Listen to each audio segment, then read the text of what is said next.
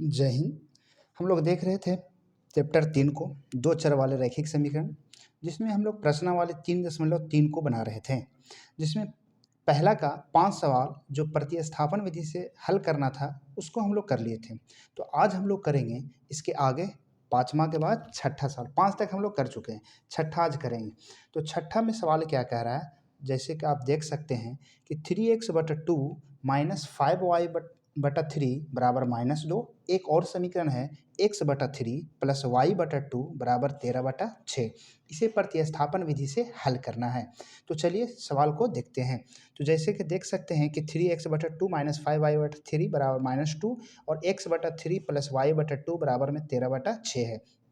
इसे प्रतिस्थापन विधि से सोल्व करेंगे। तो ये देखिए, ये सीधा सीधा समीकरण नहीं है, बटा में है, तो इस बटा को खत्म करते हैं, उसके बाद सोल्व करेंगे तो आसानी होगा।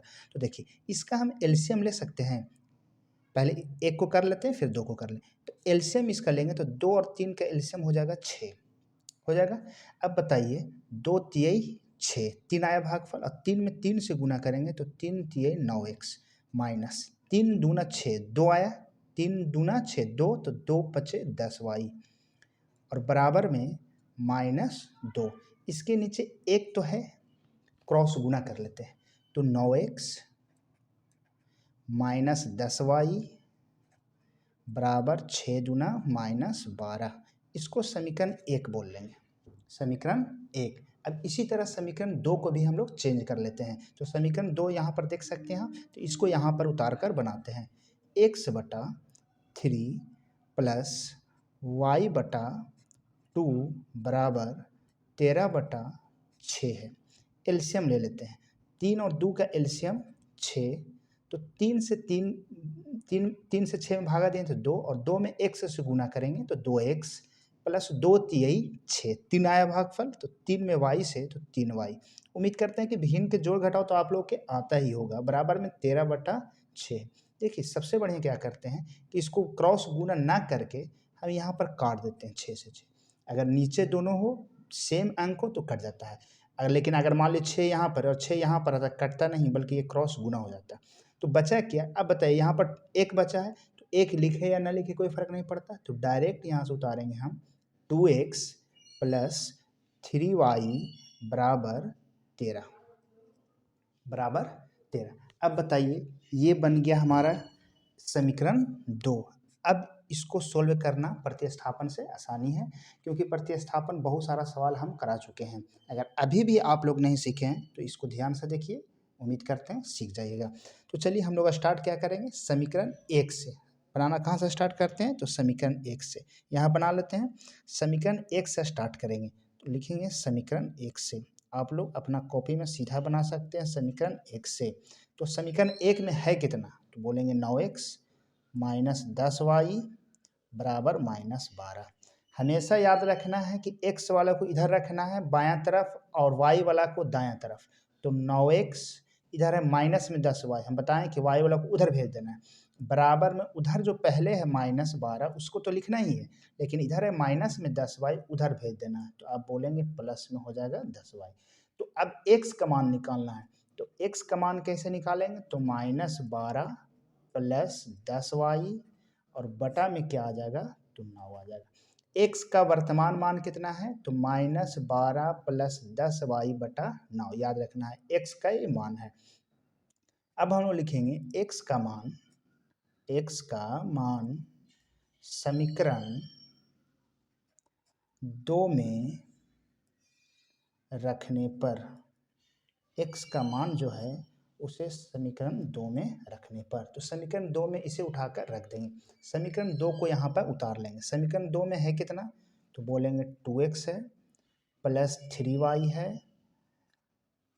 है बराबर में 13 है। तो अब देखिए, x की जगह पर कितना रखना है, तो बोलेंगे ये पूरा -12 प्लस 10y बटा 9, किसकी जगह पर, तो x की जगह पर। तो 2 के 2 x की जगह पर, अब 2 और x के बीच में कुछ का निशान है तो गुना का निशान है, तो गुना के जगह पर हम ब्रैकेट यूज कर सकते हैं। x की जगह पर -12 प्लस 10y बटा 9 प्लस 3y बराबर 13। अब देखिए, अब यहाँ पर अगर ये कटने लायक रहता तो काट देते हैं, लेकिन कटने लायक है नहीं, तो करें क्या, तो अब इसको गुना कर लेंगे। 12 दूना -24 प्लस 10 दूना 20y बटा 9 प्लस 3y बराबर 13।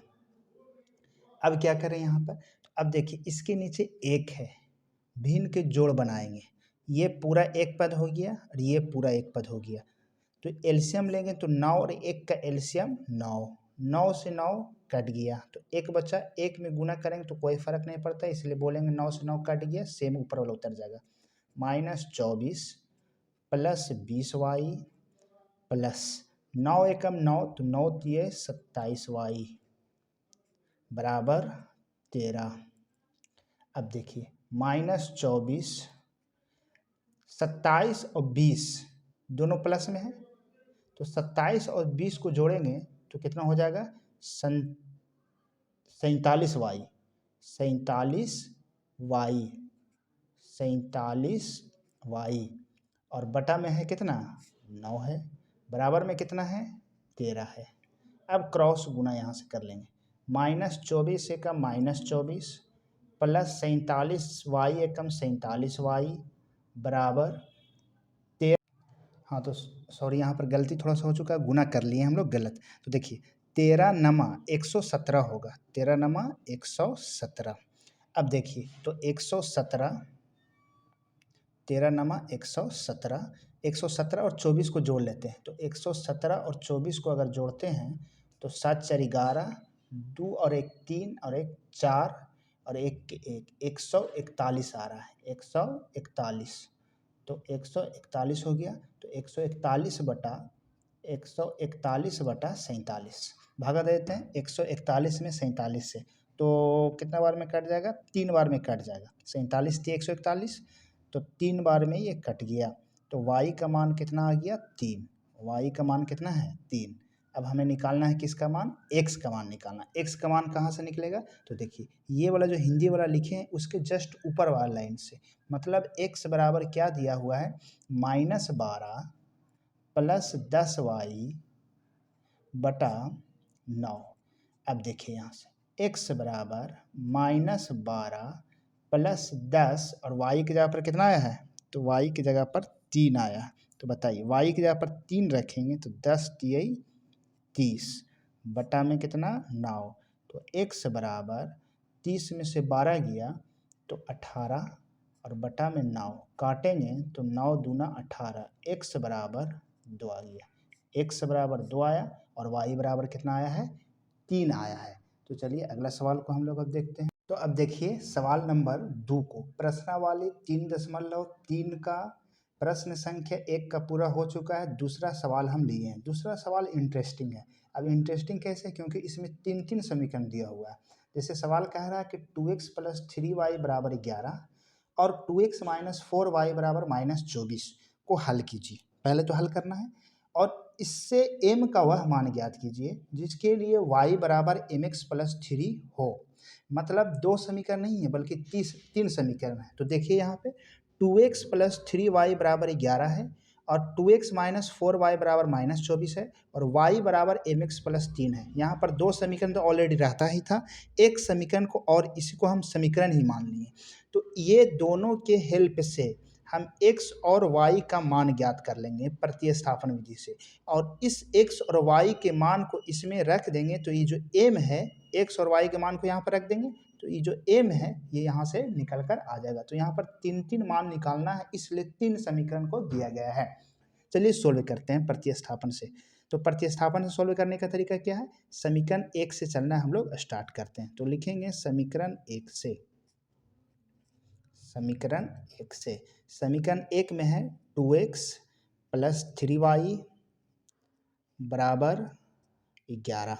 तो हम हमेशा जैसे करते हैं वैसे ही करेंगे, x को इधर रखेंगे और y को उधर भेज देंगे। तो 2x बराबर 11 माइनस 3y, हमेशा जानते हैं कि x को अकेला करना होता है, कर दीजिए अकेला, तो x माइनस 3y और ये जो है 2 ये कहाँ आ जाएगा बटा में, x हो गया अकेला। अब जब ये x अकेला हो गया तो ये x का मान कहलाएगा। x का मान क्या है 11 माइनस 3y बटा 2। अब इसी x के मान को हम लोग समीकरण 2 में रखते हैं। x का मान समीकरण 2 में रखने पर लिखेंगे x का मान समीकरण 2 में रखने पर x का मान समीकरण 2 में रखने पर समीकरण 2 को उतार लेंगे। समीकरण 2 में है कितना, तो बोलेंगे 2x माइनस 4y और बराबर में माइनस 24। अब देखिए 2 के 2 x की जगह पर कितना रखना है, तो बोलेंगे x के मान को रखना है। कितना है 11 माइनस 3y बटा 2 है, रख दिए x की जगह पर। फिर क्या स्टार्ट होगा माइनस 4y स्टार्ट होगा, बराबर में कितना रखा होगा माइनस 24, जो पहले से था इसको लिख दिए। चलिए अब ऊपर बनाते हैं। तो देखिए यहाँ पर हम 2 से 2 को काट ही देते हैं, क्योंकि ऊपर नीचे है, ऊपर और नीचे रहता है तो ये कट जाता है आसानी से। कहा कि ये गुने में है तो ऊपर नीचे गुना में रहता है तो कट जाता है। बचा कितना, तो 11, यहाँ पर देखिए 11 माइनस 3y और माइनस 4y और बराबर माइनस 24। अब देखिए जाति को जाति में मिला लीजिए। अब बताइए 4 और 3 बोलेंगे माइनस 7y। अब आपको दिमाग में आ रहा होगा कि 11 क्या होगा, तो 11 को इधर ना रखकर हम 11 को उधर भेज देंगे। इधर है प्लस में तो उधर जाएगा तो माइनस में, लेकिन बराबर पहले देंगे और बराबर के वो साइड जो पहले से है उसको लिखेंगे। इधर है प्लस में 11, उधर जाएगा माइनस में 11, तो माइनस 7y बराबर माइनस 24 और माइनस 11 को जोड़ेंगे तो माइनस 24 11 माइनस 35। काट लेंगे, माइनस से माइनस कटेगा, 7 बचे 35, डायरेक्ट 5 बार में कट गया। तो y बराबर कितना आया है 5 आया। y का मान 5 आ गया। अब इस y का मान से हम निकालेंगे x का मान। याद कीजिए x का मान कैसे निकालता है, तो जहाँ पर हिंदी में लिखे हैं x का मान समीकरण 2 में रखने पर, यही तो है प्रतिस्थापन विधि। तो इसमें जो x लिखा हुआ वो वाला चीज़ को यहाँ पर उतार लेंगे। x बराबर 11 माइनस 3y बटा 2 इसका है। अब देखिए ध्यान से 11 की 11 माइनस के माइनस 3 गुना y, बताइए y है कितना 5, तो 5 गुना 3 बोलेंगे 15 आएगा बटा में 2। किसी तरह के अगर सवाल मन में हो तो कमेंट में बता दीजिए। 15 में से 11 गया माइनस 4 बटा 2, काटेंगे 2 दूना 4 माइनस 2 आ गया। किसका मान आया है x का मान आया। अब क्या करेंगे, x और y का मान तो निकल चुका है, लेकिन मेन सवाल कह रहा था कि इसमें हमको m का मान ज्ञात करना है। x y तो निकल चुका है, तो m का मान कहाँ से निकालेंगे, तो अब इसके लिए समीकरण 3 का यूज करेंगे। तो अब लिखेंगे हम लोग समीकरण 3 से, समीकरण 3 से, तो 3 है क्या उसको उतार लीजिए इत्मीनान से। तो लिखेंगे कि समीकरण 3 में जो है वो लिखा हुआ y बराबर mx प्लस 3। y की जगह पर कितना रखेंगे, याद कीजिए y की जगह पर 5 आ चुका है तो 5 रख लेंगे, बराबर m के m छोड़ देंगे, कहा कि m निकालना है। x की जगह पर कितना लिखेंगे, तो माइनस 2 लिख देंगे और प्लस 3 है तो 3 लिख देंगे। अब देखिए यहाँ पर तो 5, अब बताइए 3 को हम इधर लेकर आ सकते हैं कि नहीं लेकर आ सकते हैं, आप बोलेंगे बिल्कुल लेकर आ सकते हैं। क्या 2 को इधर लेकर आ सकते हैं, तो 2 को इधर नहीं लेकर आ सकते, क्योंकि 2 के साथ m जुटा हुआ है और जो गुना में चीज़ रहता है वो हमेशा बटा नीचे जाता है। तो 3 तो आसानी से इधर आ जाएगा, इसको कोई रोकने वाला नहीं है, लेकिन 2 को कौन रोक लेगा, तो m, तो ये गुना कर लेगा अपने में, तो माइनस 2m। 5 में से 3 घटा तो बोलेंगे 2 आया, माइनस में 2m के 2m। अब 2 एकम 2, तो m का मान निकालना है। हम जानते हैं कि m का मान कैसे निकलेगा, तो 2 के 2 जो इनटू में रहता है वो बटा में आता है, तो माइनस 2 बटा में आ जाएगा। काटेंगे तो 2 एकम 2, एक बार में तो कटा लेकिन माइनस लगा हुआ था तो m बराबर 1 आ गया, m बराबर माइनस 1 आ गया। यही मेन आंसर निकालना था। तो हमारा x का मान जो आया था वो आया था कितना, तो x का मान माइनस 2 आया था, y का मान जो आया था वो 5 आया है और m का जो मान हम लोग निकालें वो कितना आया, माइनस 7 आया। ये 3 आंसर हो गया, क्योंकि 3 समीकरण दिया हो तो जितना समीकरण रहेगा उतना ही आंसर निकल कर आ जाएगा। तो उम्मीद करते हैं यहाँ तक आपको समझ में आ गया होगा। अब हम लोग इसके आगे अगला क्लास में देखेंगे। तो चलिए मिलते हैं अगला वीडियो में। जय हिंद।